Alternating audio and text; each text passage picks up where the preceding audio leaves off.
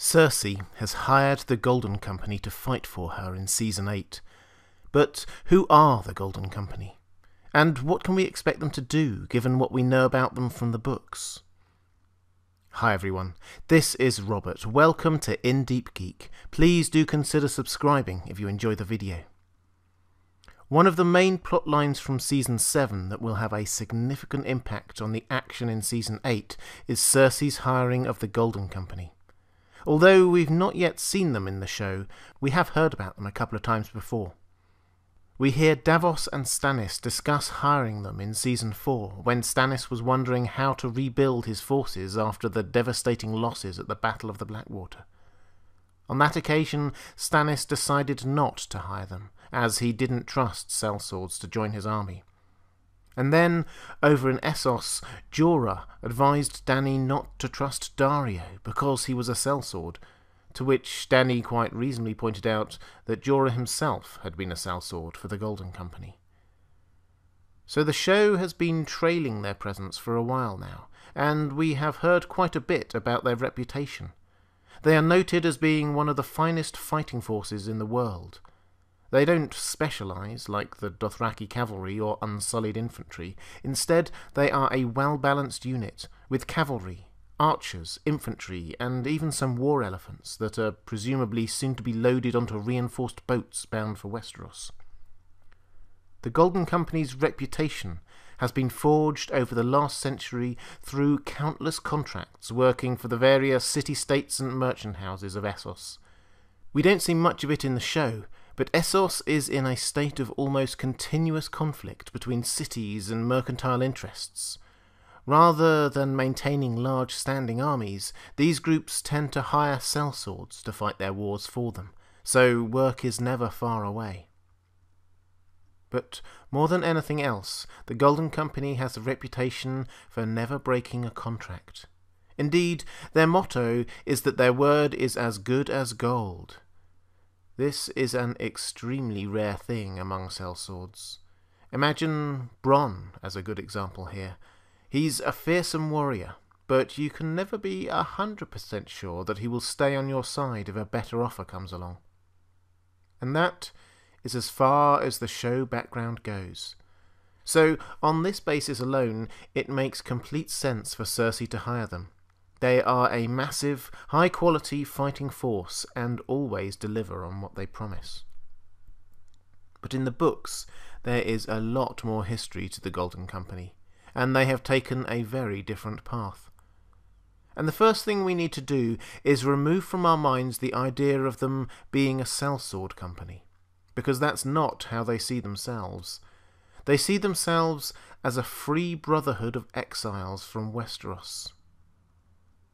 They were formed about 100 years ago by the survivors of a failed rebellion against the ruling Targaryens in Westeros, which became known as the First Blackfire Rebellion. I'll do a fuller video on the Blackfire Rebellions at some point, but for now it's enough to know that the first stemmed from a claim to the throne from a legitimised Targaryen bastard called Daemon Blackfire. Westeros was plunged into a bitter civil war, and eventually Daemon Blackfire was killed in battle. But his children and his Valyrian steel sword, called Blackfire, were rescued by his half-brother Aegor Rivers, who then fled with them to Essos. But Aegor did not have a peaceful exile in mind. He seems to very much have been a man to hold a grudge, and he refused to drop the Blackfire claim to the Iron Throne, constantly planning how to reignite the fires of rebellion. After a short time as a sellsword himself, he began to notice that in the aftermath of the rebellion in Westeros, there were now large numbers of knights sympathetic to his cause who also found themselves in exile. Spying an opportunity, he set up the Golden Company as a way of keeping a standing army ready for whenever the opportunity arose to reinvade Westeros. And sure enough, they participated in 3 more rebellions over the next few decades, each time in support of a Blackfire pretender to the throne, and each time they lost. But in between those rebellions, they operated as a sellsword army much like any others, except for their renowned discipline and unwillingness to break a contract. By the time of the start of the books, the Golden Company had changed a little. They are still largely made up of exiles and the descendants of exiles from Westeros, but their rigid loyalty to the Blackfyre cause appears to have died with the last of the Blackfyre heirs. Instead, they now seem to just dream of returning to Westeros, without a particular cause to champion. And to everyone's surprise, they break a contract they have with the city of Myr to head over to Slaver's Bay. They evidently want to join an invasion of Westeros, but seemingly spend a lot of time changing their minds about which one. At one point, they appear to have had a plan to join Viserys and the Dothraki horde, then to join Aegon, or the man claiming to be Aegon, and Daenerys, then perhaps Daenerys on her own, and then finally Aegon on his own. At the present moment in the books, they have launched their invasion under Aegon's banner and are claiming the Stormlands castle by castle. So, what does all this mean for the show? Well, obviously the Golden Company have taken a different path thus far in the show. They haven't broken any contracts, or joined up with any Targaryens, or invaded Westeros. So the simplest option is that the showrunners simply ignore all of the backstory and treat the Golden Company as just another sellsword army that Cersei will use to reclaim parts of the south she had lost control of, like the Stormlands or the Reach. Of course, there are some elements to the backstory that they may want to keep. Perhaps they will have their journey from Essos disrupted, as it was in the books, and perhaps they will look to capture Storm's End as well. After all, it's one of the key castles in the south, and surely high on Cersei's to-do list while she has some breathing space from Daenerys' invasion. Both could easily be achieved without delving into the company's background. Indeed, I find it hard to imagine that the showrunners will be wanting to go into any detail about the Blackfyre rebellions or the Golden Company's history at this late stage of proceedings.